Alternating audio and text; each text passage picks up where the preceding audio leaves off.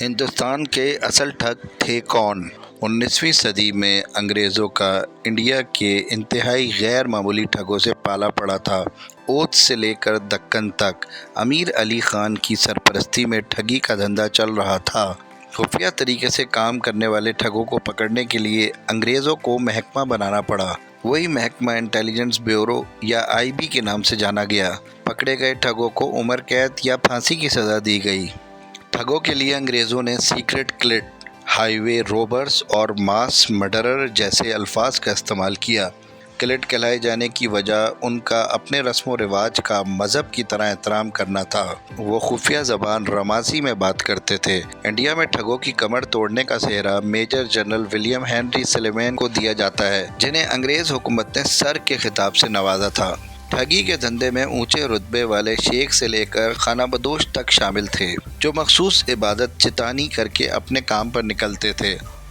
وہ الو کے بولنے، کوے کے اڑنے، مور کے چلانے، لومڑی کے دکھائی دینے جیسی ہر چیز کا اپنے حساب سے مطلب نکالتے۔ چتانی پر جانے سے پہلے لوگوں سے میل جول اور جانوروں کو کھانا بھی نہیں دیتے تھے۔ کسی ٹھگ کے گھر پیدائش یا موت ہونے پر ٹھگی گروپ کارروائی کو چند روز تک روک دیتا تھا۔ ٹھگی کارروائی کے دوران مارے جانے والے لوگوں کی قبر کھودنے والے کدال کسی کی مخصوص طریقے سے پوجا بھی کی جاتی تھی۔ 20 سے 50 ٹھگوں کا ٹولہ 3 دستوں میں چلتا۔ تینوں دستوں کے درمیان رابطے کے لیے ہر ٹولی میں 1-2 لوگ کڑی کا کام کرتے اور ضرورت کے مطابق یاتری، باراتی، مزار کے زائرین یا نقلی جنازہ نکالنے والے بن جاتے تھے۔ ٹھگوں کا دستہ سوٹا میں شامل لوگ شکار کے مال، اسباب اور حیثیت کا اندازہ لگا کر شکار کرتے۔ اگر کسی گڑبڑ کا اندیشہ ہو تو واردات ٹال دی جاتی تھی۔ سب سے آگے چلنے والے دستے میں بول یعنی قبر تیار کرنے والے لوگ شامل ہوتے تھے۔ انہیں درمیان والے راستے میں سے کڑی کا کام کرنے والا بتاتا تھا کہ کتنے لوگوں کے لیے قبر بنانی ہے۔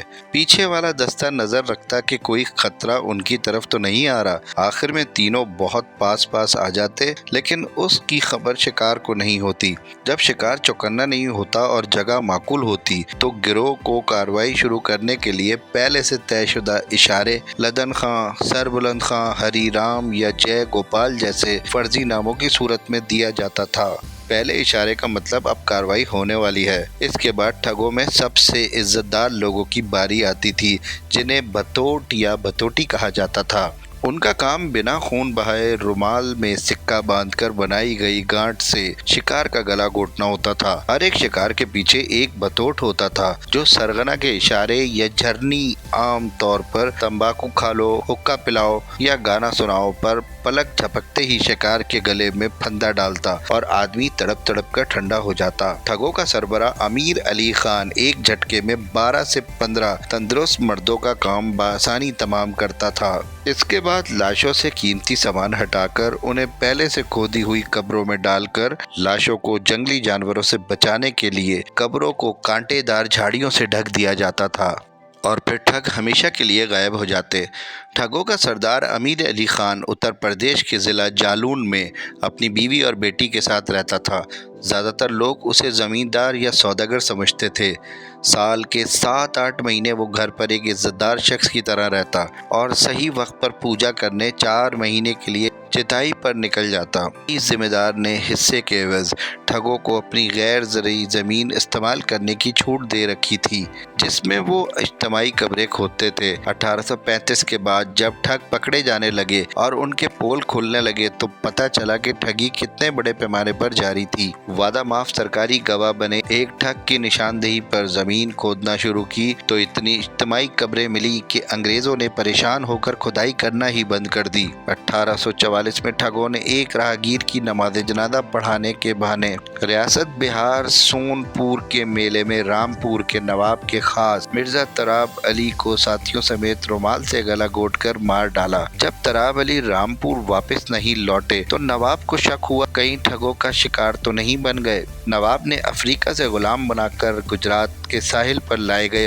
अफ्रीकियों शीदी इकराम और शीदी मुनीम की मदद ली। उन्हें नस्ल के लिहाज से शीदी, काम के लिहाज से खोजिया कहा जाता था। वो कदमों के निशान, लापता और मफरूर लोगों का सुराग लगाने के माहिर थे। शीदी सारे रास्ते जांच पड़ताल करते हुए एक मैदान में पहुंचे, जहां उन्होंने खोज लगाना शुरू की तो एक जगह पहुंचकर आवाज लगाई। जब वहां खुदाई की गई तो मिर्जा तराब अली समेत नवाब के सभी कारिंदों की लाशें मिल गईं।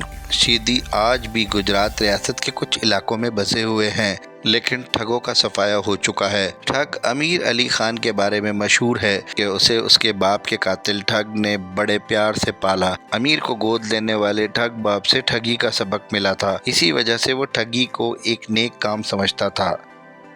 वीडियो के बारे में अपनी राय का इजहार कमेंट्स में करें। शुक्रिया।